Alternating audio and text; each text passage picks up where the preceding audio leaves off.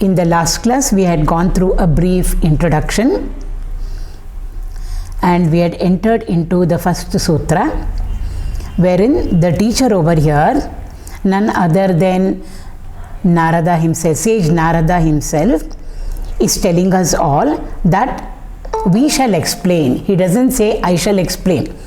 And we also went through why he uses the word we. So he says we shall explain what exactly constitutes bhakti. Bhakti means devotion. And what is devotion? Devotion is love for us. Then why two words? Why can't we use the same word love? Instead of love, we are using the word devotion. Instead of saying prema, we are saying bhakti. So there must be a reason why there are two words used to indicate the same emotion. So now the teacher will explain to us why he is saying what exactly constitutes bhakti. He has promised us that he shall explain to us what exactly is bhakti over. That was the first sutra. The second sutra and the third sutra, we will take them together because there is a continuity over here. Sa tasmin parama prema rupa amrita swarupa cha. Cha means and.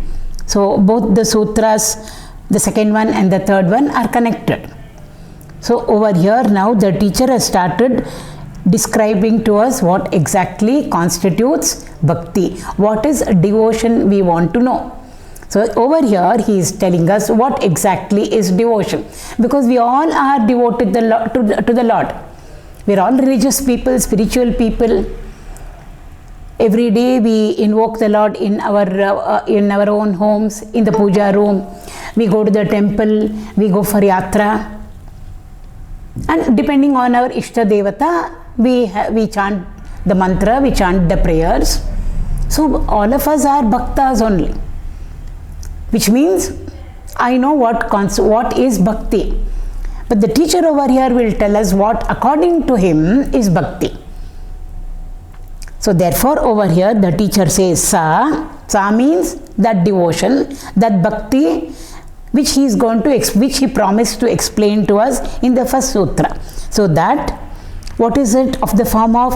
It is of the nature of parama prema rupa. So over here rupa means form. Prema means love. So it is of the form of love.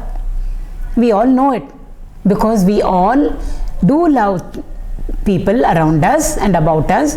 We love our family members, we love our relatives. There are so many people on whom we have invested our love.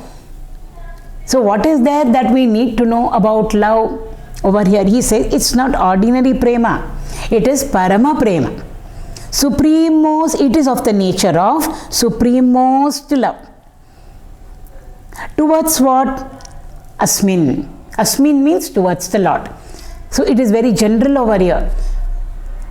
Though Narada is always associated with Narayana, still he doesn't use the Lord's name over here. So according to our Ishta Devata, we invoke whichever form, whichever name suits us. So over here, towards that God, towards him or towards her, because many of us will be worshipping Devi also. So this bhakti, the teacher says over here, is of the form of supreme love, parama prema rupa it is, and also amrita swarupa, it is of the form of amrita. So we need to know what parama prema means, and also we need to know what amrita swarupa means also. In the Viveka Chudamani, right in the beginning, after giving to us the various qualifications or the prerequisites that we should have in our life to enter into Viveka Chudamani, Adi Shankara says over there, after the qualifications, Viveka, Vairagya, Shatsampatti, Mumukshatva, and each one of them he elaborates over there. What is Vairagya? What is Viveka? What is Shatsampatti? The 6 inner wealth, Shamadama, Ityadi. They are 6. So each of them is taken over there. Mumukshatva, what constitutes mumukshatva? After all of that, and he says all these qualifications are very, very essential and very important to walk the spiritual path. Now, it doesn't mean if we don't have it, we have no entry into the spiritual path. It only means that if these qualifications or prerequisites are there in us, the walking the path will be easier for us. That's all it means. So we can start from wherever we are, but it will be a little difficult for us. Whereas if those qualifications are there already in us, it will become a little more easy. The journey becomes comfortable, easy for us. So after having given to us all those qualifications, before the teacher enters the text over there, the text is Advaita philosophy over there. Before that he says, all these may be there, but there is one factor which is even more important than all of them. More important, more sacred, the best actually. So that should be there. And what is it? He said it is bhakti. And what is bhakti also? Very beautifully. So over there, what constitutes bhakti? Adi Shankara himself gives it out to us. So bhakti is very, very important. It is supreme most. It is the highest. It is the greatest. It is the noblest. It should be there. It is very, very essential. And what is bhakti? He says it is swaswarupa anusandhana. Anusandhana means to connect with, to identify with. To identify with what? Swaswarupa. Our own self. To identify completely, 100% it is. To identify ourselves completely with our own essential true nature is bhakti, he says over there. So we are not now talking about the conditioned bhakti that we are all very, very familiar with. We transact. Actually there is a transaction. So our bhakti is very finite, it is conditioned. It rides upon so many factors. I desire these things, therefore I am devoted to the Lord. There is some problem, some difficulty, maybe an health issue, therefore I am reaching out to the Lord. That also is bhakti. And Bhagavan doesn't deny that at all. In the Bhagavad Gita, Bhagavan says, there are 4 types of devotees who invoke me. And in those 4 types, he says, even those who want something, it can materialistic desires also is all right. He justifies it. And those who are in trouble, in distress, in sorrow, in grief, in pain, where will we go? To whom else will we go but to the Lord? So that, and Bhagavan completely justifies it. He says, all are dear to me only. But amongst them, he says, the Jnani is the dearmost, the supreme most, the best. Why does he say Jnani is the best or the supreme most? Because a Jnani has completely identified himself totally with the Lord, not outside of him, but inside of him. Means he has become a Jivan Mukta. So when Adi Shankara says bhakti is nothing else but swaswarupa anusandhana, he means to completely turn around within ourselves and constantly identify with the higher self in each one of us. And what is it? The Lord who is there in us. It's not that I know him, but I have completely become him. He and me are one. There is no devotee apart from the Lord over there. The devotee has merged himself with the Lord and become one. That state is called as the state of bhakti. So bhakti actually is a doing word also, it's a verb. I love the Lord. But it represents a state also, because we say God is love, God is truth. So there it takes on a noun form. It's a state over there. We have to reach the state of truth. We have to reach the state of bhakti. How to reach, and what does that state of bhakti mean? It represents Brahman. In that sense, we say God is love and love is God. Or we say God is bhakti and bhakti is Narayana. So both mean the same. So it's a state that a person has to reach. Just like from the deep sleep state, we reach the waking state. It's completely different. Similarly, we are now in a mortal plane of existence. Waking state we are all in. As a waker, we are engaged in and transacting in the waking world, and all our experiences are waking experiences. From this state, we have to move to another completely different state. And what is that? God's state of consciousness. Once we reach that state, a person becomes enlightened. Mukti, moksha has happened. He becomes a Jivan Mukta. And that is the state of real bhakti. He has become bhakti itself. And how did he become bhakti? He became love. He becomes love itself. That's why all our masters are a personification of embodiment of love. They can't but love everybody. Not only people. Everything around and about. They love the rivers, they love the nature, they love the mountains as much as they would love us. And over there in that love, there is no increase, decrease. It is not conditioned. This river which is there close to my ashram gives me water for our daily use. Therefore, I love this river more. No. There is no utility. There are no strings attached there.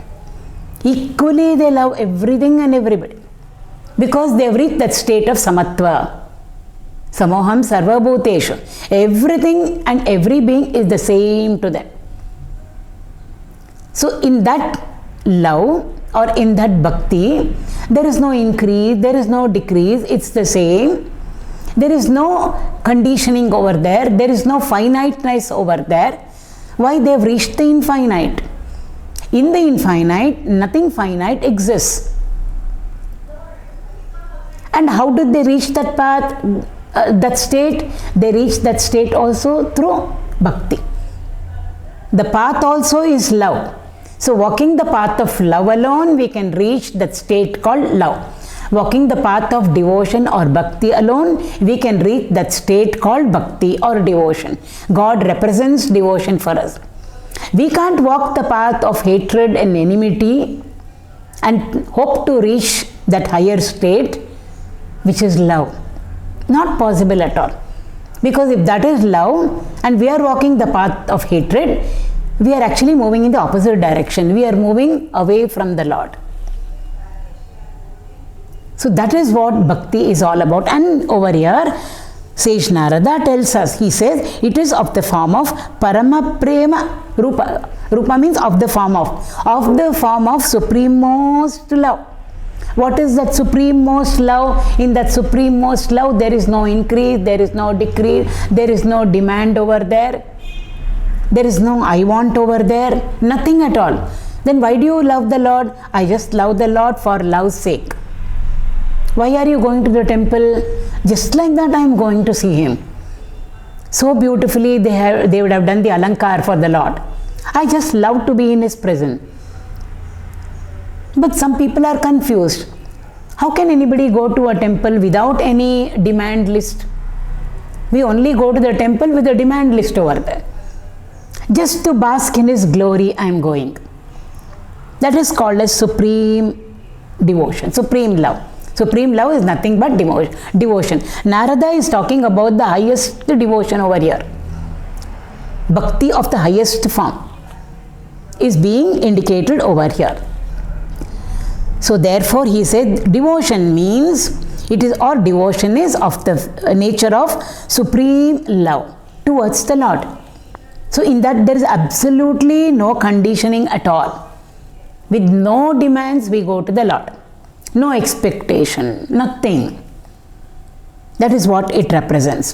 The best example for this, Narada will later on tell us also.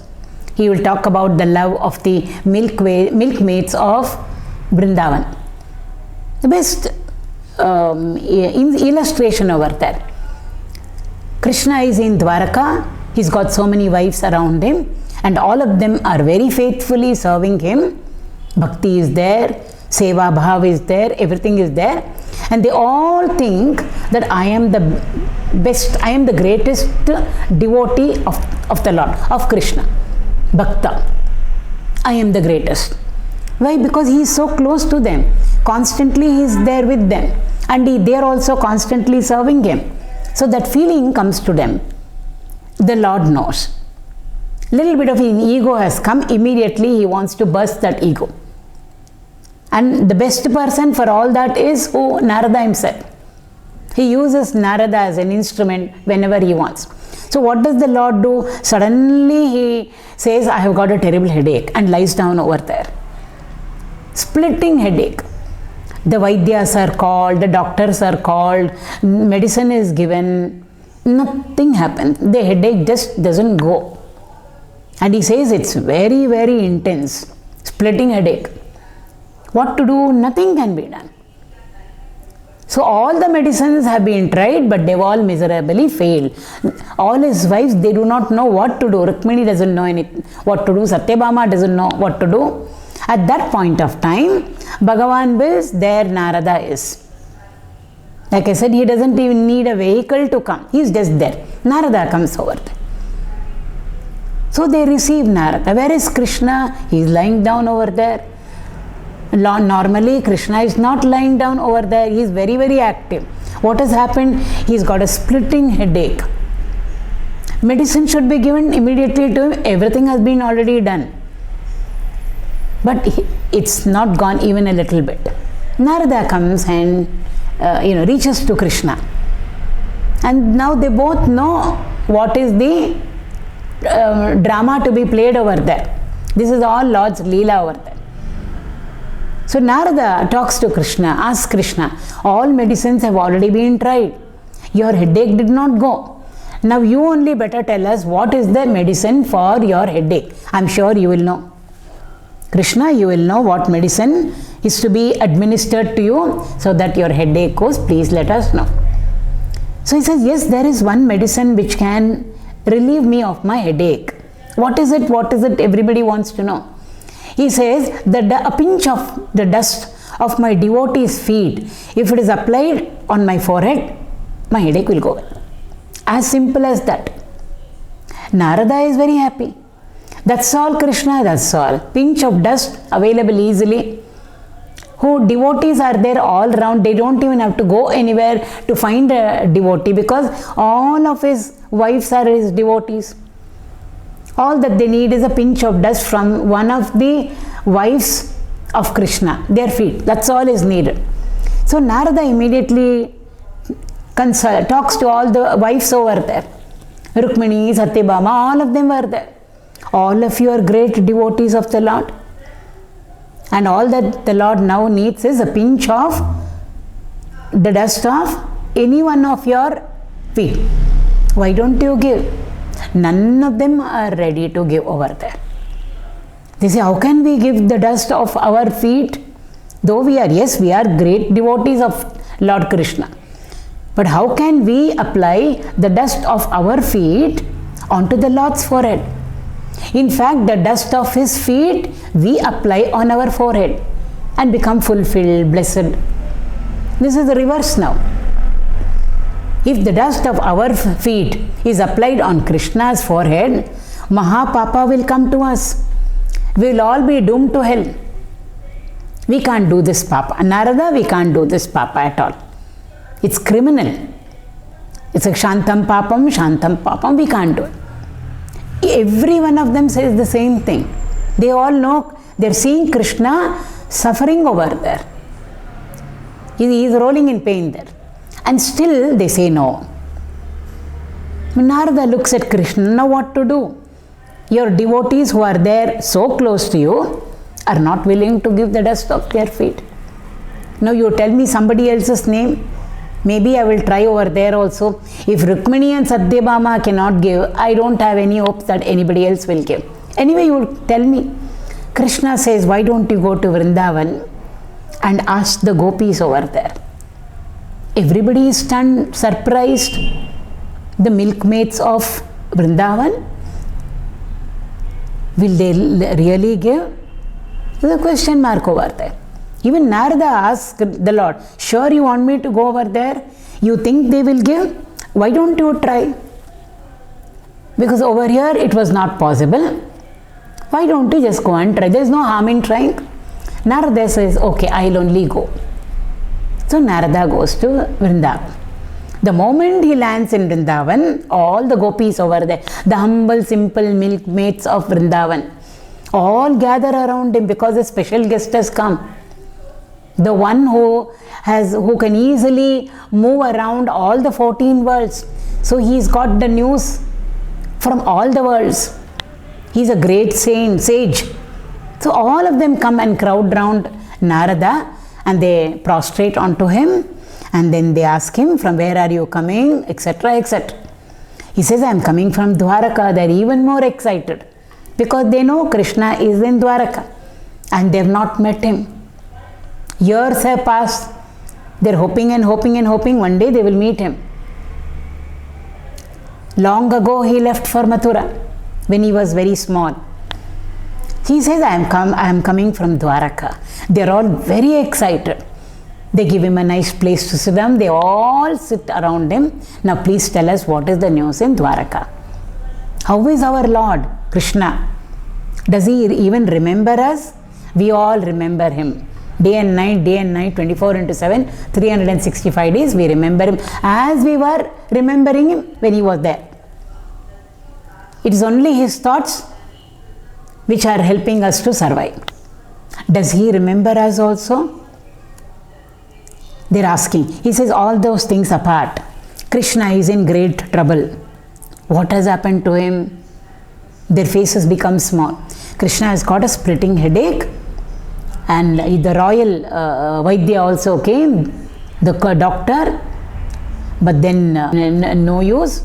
Medicine was administered, but still it failed to work on his headache, and he's still rolling over there in pain. I just now went and saw him. It's a very bad state of affairs. They all are almost in tears over there. That is what is called as identification. Krishna is so far away. Where is Dwarka? Where is Vrindavan? When did he leave them all? He left them all when he was 12 or 13. Now he is Dwarkadish. How many years have passed? The distance factor, the time factor, but still the identification they had with the Lord has not changed even a bit. So all of them immediately say, is there no solution to it? Yes, there is a solution. What is it? A pinch of the dust of his devotee's feet, if applied on his forehead, the headache will go. Why didn't you get the dust of any devotee's feet, Narada? So many of his devotees must be there in Dwarka. They are asking him. He says, yes, so many devotees are there, but who will give? I asked, he says. None of them were prepared to give a pinch of the dust of their feet because it was going to be applied on his forehead. Papa will come. Naraka, sure. Nobody wanted it. Therefore, it has failed.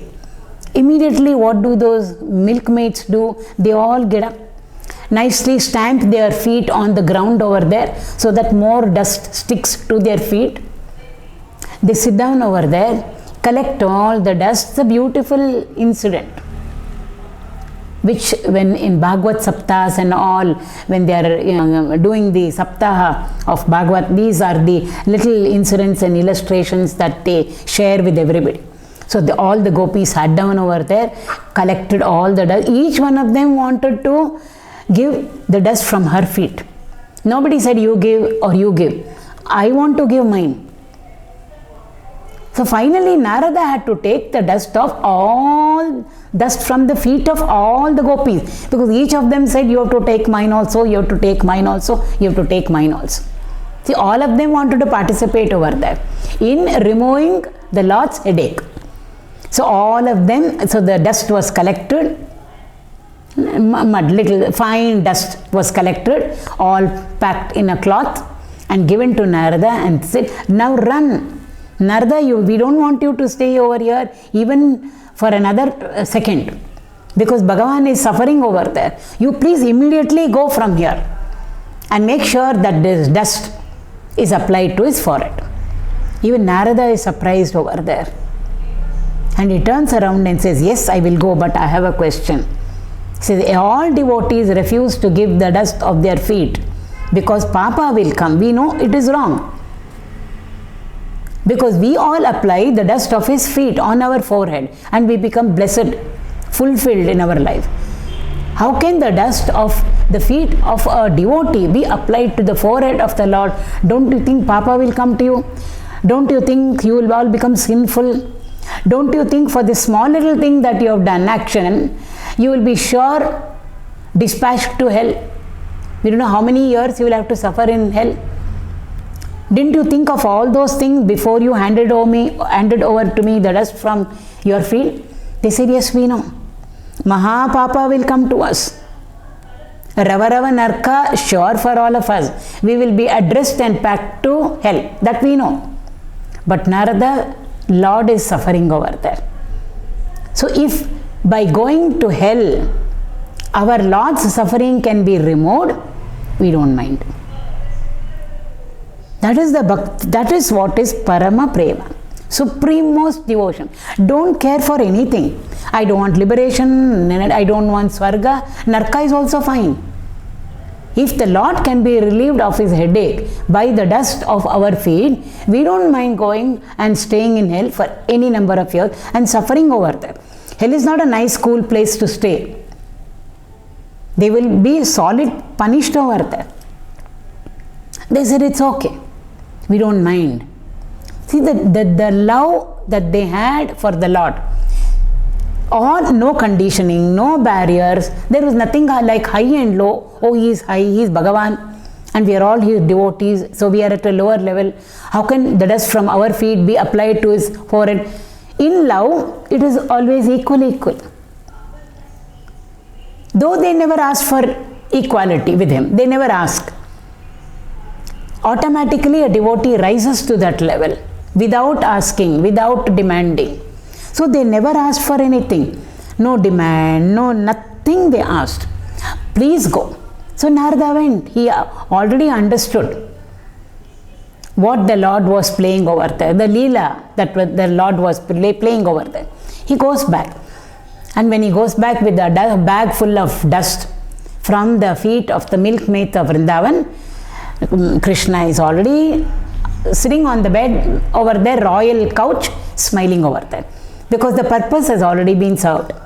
Narada comes and tells him, yes, I've got so much of dust from the feet of your devotee, the milkmaids of Vrindavan. I asked them, Papa will come to you. You will be punished solid for this. Nobody will even remember you as a devotee. Still they gave. Why? Krishna is suffering. They never want Krishna to suffer even a little. He should always be smiling, laughing, jovial, wherever he is. We may not see him, it doesn't matter. But wherever he is, he should be all right. This is true devotion. Krishna smiled and looked at all his queens. They understood. They got the message. This is what Parama Prema means. Very beautiful illustration for this.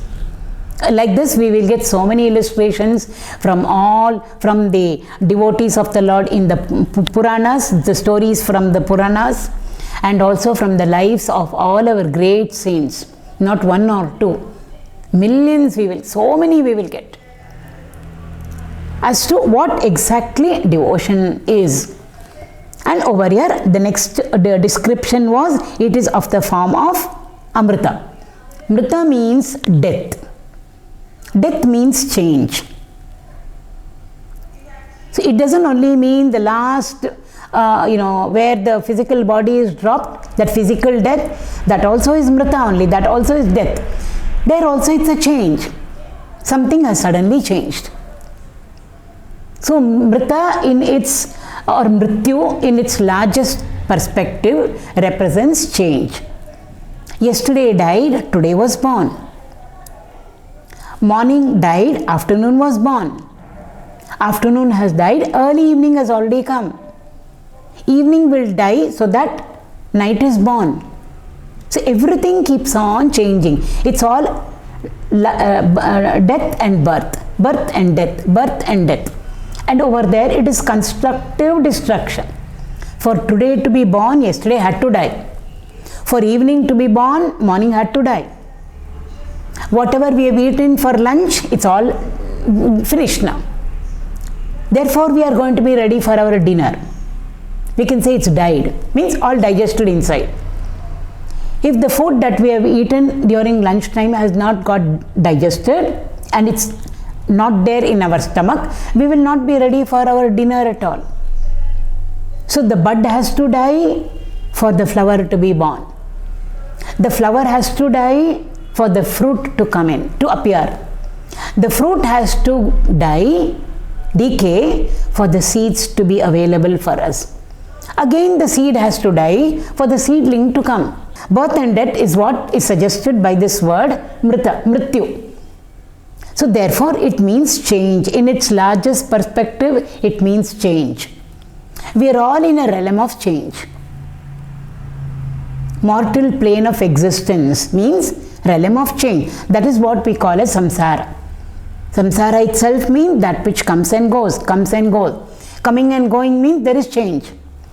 Winter went, now spring is coming. Spring will go, summer will come. This is what is samsara. Outside of us also samsara, inside of us also is samsara. Thoughts come and go, ideas come and go, ideologies come and go, emotions come and go, gunas come and go, sattva, rajas, tamas predominantly. Everything comes and goes, comes and goes. And that is what is called as samsara. Samsara just doesn't mean staying in a house wherein some trouble is there. This is what samsara means. So samsara represents the realm of change, the realm of multiplicity, the realm of plurality, where everything is changing. Our type of love also keeps changing. Today I love her, tomorrow I will hate her. Change. Yesterday I used to love her this much. Today, for whatever she has done, my love for her has become 100 times more, changed. So our type of love, which is conditioned love, transactional love for people, it all depends on the utility value on that side. So it increases, it decreases. Yes, maybe for some time it will remain the same. Sometimes it will go away also and become the opposite over there. How many of us are there who used to love somebody earlier and we hate them? Other way around also is true. We used to hate somebody, now we really love them. And over there strings attached. Our love, therefore our love is finite. What is finite only can increase, decrease, change. So our type of love is finite, transactional. It increases, decreases. And all our love is strings attached. I want this, I want this, I want this. Nothing wrong in it. But Narada over here is talking about the highest type of love. So our love belongs to the realm of change.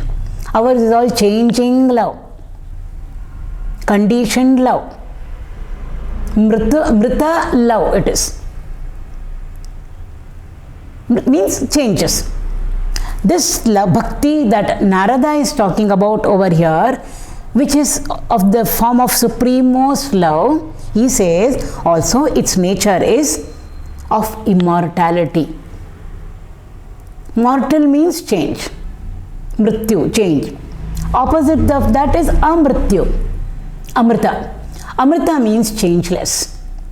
So this bhakti that Narada is talking about over here is of the swarupa of amrita. Amrita means changeless. When a devotee is practicing his bhakti towards the Lord and slowly he walks the path and reaches the Lord and becomes one with Him, experience and become one with Him, he has become the changeless. Whereas we are all in the realm of change. So therefore Narada over here is telling us this supreme love is unconditioned, it is infinite, it is eternal, it is changeless. Why? The devotee over there has moved from the realm of change to the realm of changeless. And what is that realm of changeless? In the realm of change, variety is there. Many are there. But the changeless is only one. There are no two also. Leave alone multiplicity and plurality over there. So when a devotee reaches that highest state, so this bhakti that the teacher is talking about over here, again I am just repeating, is of the nature of supremost love, parama prema rupa. It is also of the form of amrita swarupa. It is of the nature of infiniteness. It is unconditioned. It is eternal. It is changeless. Why the bhakta over here, the devotee over here has moved from the realm of change to the changeless. He has become the changeless. He has become one. So in him there is no change. He has become of the nature of God himself. God is love, we said. So the bhakta has merged with his Ishta Devata, become him, and that is his fulfillment. So therefore, in the changeless, there is no change. In Bhagavan, there is no change at all. From our standpoint, from our perspective, where we are in our mortal plane of existence, there alone we recognize change. A Jivan Mukta doesn't recognize change. Even amidst change, he is rooted in the changeless. He is rooted in the state of infinitude. Why? He has reached the state of immortality. From the state of mortality, he has reached the state of immortal. There, Jnana has fulfilled. There, Dharma has fulfilled. There, Bhakti has also fulfilled. There, karma also is fulfilled. See, so many factors. For all of us, all of them are different. Bhakti is different, Jnana is different, Dhyana is different, karma is different. Everything, truth is different, Dharma is different. And we walk those different paths. So in the beginning, yes, we are all on different paths. But when we reach over there, all of them merge to become the one. So therefore, over here, the teacher is saying this bhakti, which Narada said, I will explain, I will elaborate, etc. He says it is of the form of Amrita Swarupa. It is of the nature of immortality itself. Means no mortality. Means no change. And when can change happen? Change can happen only when change can happen only in space and time. Beyond space and time, no change can happen. When we are in deep sleep, over there, we are not aware of the time. We are not even aware of where we are sleeping. We went to sleep at this place, but supposing somebody moves us, we won't even know, we won't even be aware of it. So in this state of immortality, there is no space and time are not relevant. Cause and effect are not relevant. Why? All of them just merge to become the one changeless entity or the one changeless factor. And here it is being called as bhakti. In the Upanishads, it will be called as Satya, the ultimate reality, which is termed as Brahman. So, and Brahman is not just Jnana, Brahman is not just truth, Brahman is Bhakti also. All of them mean the same. So therefore, a Jivan Mukta is at one and the same time a Jnani, at one and the same time is a Bhakta, at one and the same time is the Dharmanishta, rooted in Dharma, and at one and the same time is a Mahakarma Yogi. All merge over there to become the one. So therefore, in the changeless, there is no change at all. Why? Change has been transcended. So a Bhakta transcends the realm of change and gets well rooted in, well established in the state of changelessness. There, Bhakti has got fulfilled. This is what Sutra 2 and Sutra 3 mean. The fourth Sutra over here. So now in the second and the third Sutras, Narada over here described to us what Bhakti is. That he is talking about the highest form of devotion. Two words he has used. Parama Prema Rupa and Amrita Swarupa. It is of the nature of supreme devotion, love, and it is of the nature of immortality. So now when we start practicing bhakti, we should know what will be the gain. All of us want to know. Supposing I read Narada Bhakti Sutra, I take to the text, what will be the benefit that I get for having studied the Narada Bhakti Sutra? What is the benefit I will get for having studied the Bhagavad Gita or the Upanishads? What will be the benefit I will get if I chant the Vishnu Sahasranama or the Hanuman Chalis or the Lalita Sahasranama or any stotra for that matter? It can be Krishna Ashtaka, it can be Mahalakshmi Ashtaka, anything. Always at the end there will be the benefit given over there. If we go through the text, this will be the benefit. If we chant this prayer or that stotra, this will be the benefit. Pala it is called. So all of them actually then will tell us what will be the benefit. Because without knowing the benefit, none of us will even venture into anything. Even to go shopping somewhere. Should I go over here or should I go over here? To this shop or to that shop? We want to know the benefit. If I go over here and buy whatever we want to buy, how much will it be? If we go to that shop, how much will it be? If it is less, same product, less, certainly we will not go to shop A, but we will go to shop B. So we always want to know the benefit. So right in the beginning itself, Narada is explaining to us in Sutra 4, what will be the benefit of having walked the path of devotion. We have to remember, walked the path of devotion and fulfilled himself, completely merged with the Lord. That state he is talking about over here. Not journey en route.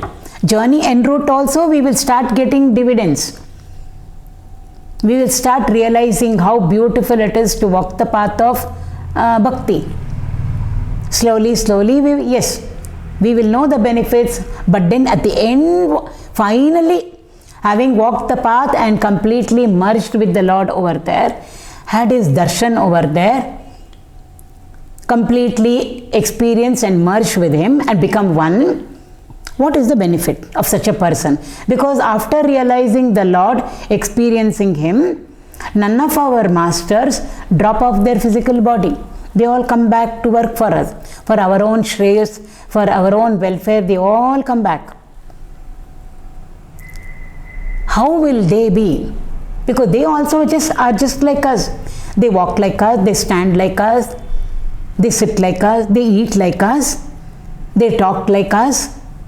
What is the difference between we all who have just started walking the path and those of them who completely realized this highest state of bhakti? They have realized it. Here in Sutra 4, the teacher is telling us over here, Yat labdva puman siddho bhavati amrito bhavati trupto bhavati. Bhavati means to become, to become, to become. Bhava means to become. That is why we say Bhavasagara, ocean of samsara. Bhava means to become. What are we becoming? Constantly we are becoming something. Right now we've all become a satsangi. After the class is over, if we go to the kitchen, let's say to get things ready and start cooking for our dinner, we become a cook. Or if we go for a walk, we become a walker. If we go to the shop to buy something, we become a customer. If we go to our friend's house to visit, we become a friend. We become a guest.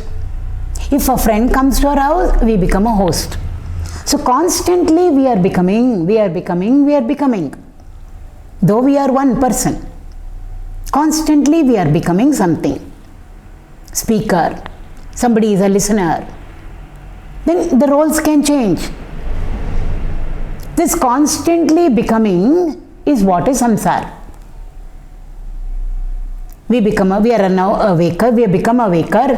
When we go off to sleep, we become a dreamer, then we become a deep sleeper, again we become a waker. It just goes on. Our masters say, don't become, just be.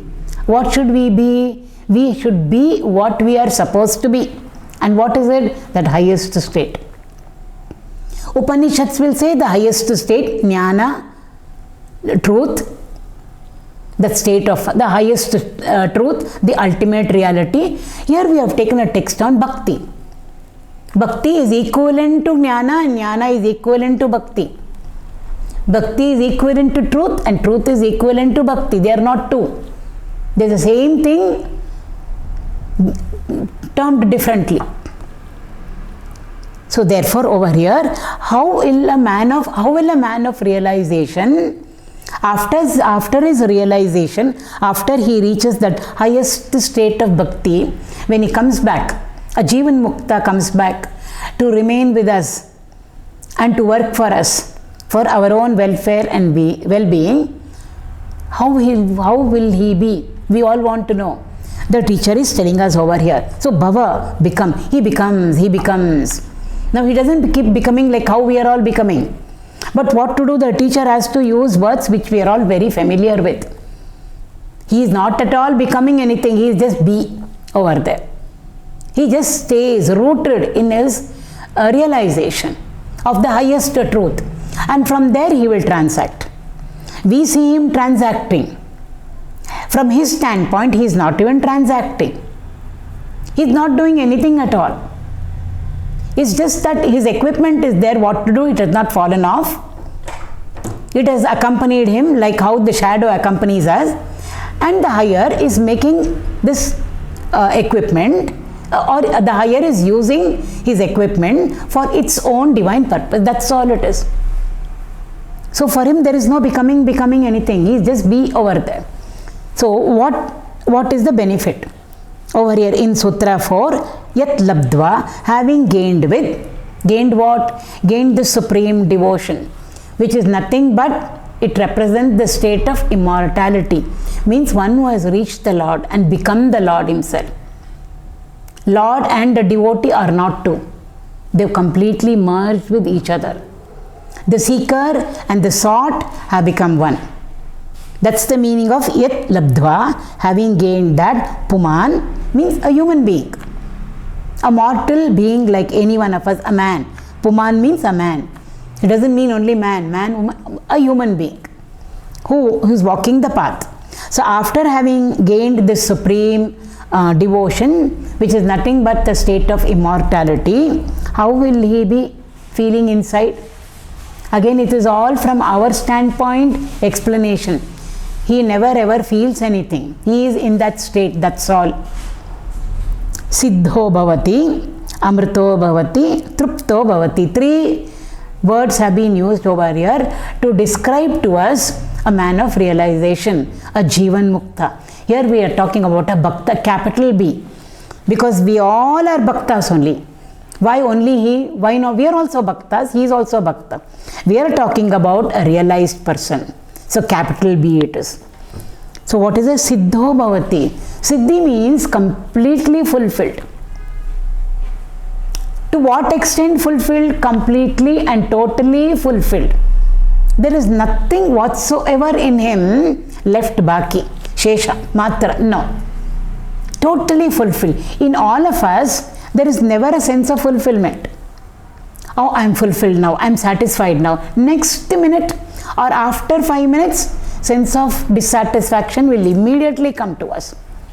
Whether we have eaten something, or we were thirsty, we drank something, we went and bought something.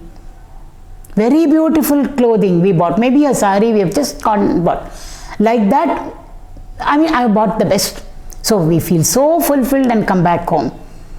And maybe our relative or a friend comes and wants to show what they have bought, and theirs seems better than ours. What will happen to us? We all know. All the sense of satisfaction, contentment, fulfillment, all gone. In a second it will all go away. Drained up we are. Now we want that also. If that comes into my life, then probably I will be fulfilled. It goes on. Whether it is attaching degrees to ourselves, BA, then comes MA, nothing wrong in that. Then comes MPhil, then comes PhD, then comes another PhD, then comes post PhD. It will just keep on going. Where is the limit to it? No limit. We can go on working on it. No harm. But that siddhi will never come to us at all. We will never feel completely and totally fulfilled. In total complete fulfillment, we will never ever, there is not even a samshaya of a desire. There is no gandha of a desire there whatsoever. It's not there. That is the meaning of siddhi. Absolute fulfillment over. Amrita, he has already reached the state of immortality. We have discussed it just now in Sutra 3. Only when change is there, we can talk about increase, we can talk about decrease. It's there with us, it's not there with us. It's turned into its opposite. That is all in the realm of change. A person who has completely and totally reached that higher state, that state of immortality, where is change for him? Change is happening all around him, about him. Change is happening to his body also. But he is far removed from all the change. He doesn't even recognize it as happening to his own body. Something is happening in some corner. Like we say, something is happening in that corner of the country where far, far away. I am not at all involved in it. So it's like far remote. Something is happening in the corner of somewhere, where in his own body. That's the state, that is what he is experiencing within himself. Amrito bhavati, trupto bhavati. Trupti means contentment, satisfaction. Actually, it's linked to siddhi, fulfillment. Absolute fulfillment. Capital A, capital F. Absolute, not relative. Absolute means one and only one, no two. Absolute contentment, capital C. Absolute satisfaction, capital S. Whatsoever. Put him anywhere, this realized person. Yogaratova, Bhogaratova, Sangaratova, Sangavihina. Whether he is in solitude, solitary in the caves of the Himalaya, or he is working amidst us. Whatever be, whether he is with people or whether he is alone, whether there are the least comfort, not even, we are not talking about wants, needs, basic, whether that is there or that is not there for him. But still, his sense of trupti will always be there. Never ever will that expression on his face change. It's a constant it is. Just like when Rama was told by Dasharatha, tomorrow you are going to become, you will be crowned. He had a prasannata on his face, a smile on his face. Next moment he was called, 14 years, not 1 year or 2 years, to the forest, and not like a prince, like a sadhu, sannyasi you must go. The same smile on his face. That is called as trupti. Put them anywhere, nothing will happen to that expression on their face. It's always prasannata over there. Why? They've transcended and gone beyond all change. Only in change, like is there, dislike is there, pleasant is there, unpleasant is there, I like will be there, I don't like is there, I want is there, I don't want is there. They've gone beyond all of them. Such a person, having reached this highest state of bhakti, Narada says over here, Siddho Bhavati. Absolutely, he would have gained that state of absolute perfection, state of absolute fulfillment.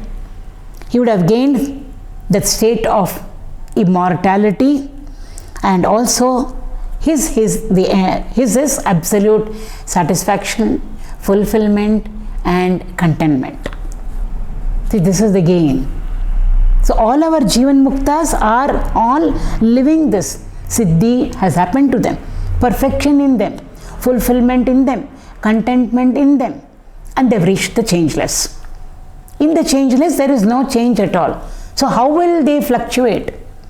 Only when change is there, our minds will fluctuate. They've gone beyond the mind. No fluctuations whatsoever. Anything can be happening around them and about them, including their own bodies. The body may be sick, the body may be healthy, nothing happens to it. For this fourth sutra also, very beautiful illustrations or incidents are there from the life of our great saints, which we will take up in the next class.